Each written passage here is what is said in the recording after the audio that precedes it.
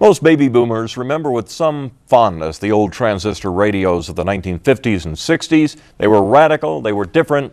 In many ways, they revolutionized the world. One Colorado man has turned that nostalgia into an obsession.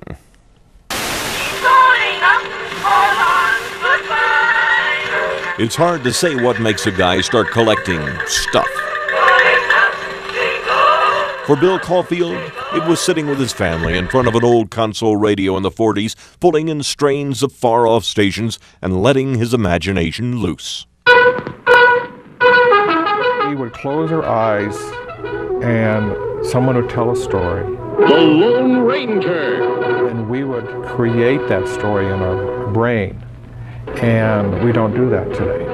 Caulfield has one of the largest collections of old radios in the world.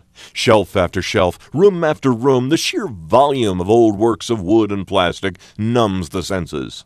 Some, like this 1955 Sony, are worth tens of thousands of dollars. And they all work. To me, the passion is telling the story. I love to tell the story. This was the kind of radio that carried FDR's Day of Infamy speech. After the war, the atomic theme was everywhere. Crystal sets shaped like missiles.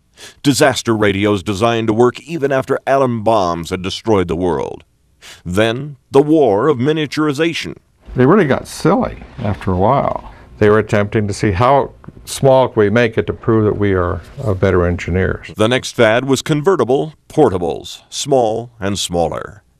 One radio rage in the 40s and 50s was secret decoder rings. For 15 cents in a box top, a kid got telescopes, glow-in-the-dark atomic rings, cannons that shot puffed wheat into the air. The rings were actually radio's first attempt at taking ratings. The more rings sold, the bigger the audience. Bill's biggest regret, though, is missing out on the holy grail of radio collectors, the 1938 Spartan Nocturne, like the one in the Shirley Temple picture, except 4 feet high. The only time I ever got to see one in real life, I had to go to a museum. He once had a chance to buy it. He placed a bid on eBay. The price soared to $85,000. He hesitated and lost. Meanwhile, as Bill's collection continues to expand, an obvious question: what kind of spouse would put up with this man for 32 years?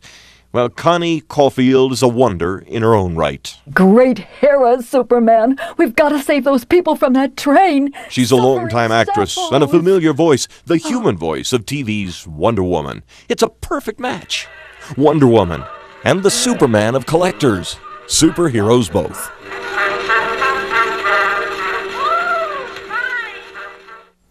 You know, it's great there are people who collect things. They preserve our history so the rest of us don't have to. That's right. My garage is already full. They're wonderful people, a neat couple. Yeah, and an amazing collection, really. That was neat to see. It is a breathtaking collection.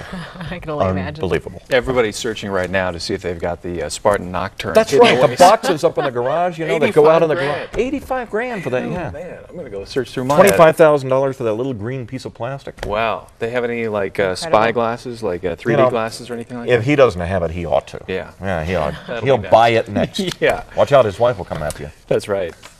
Listen, around here, things been pretty wild, actually. We've seen some showers, some thunderstorms, and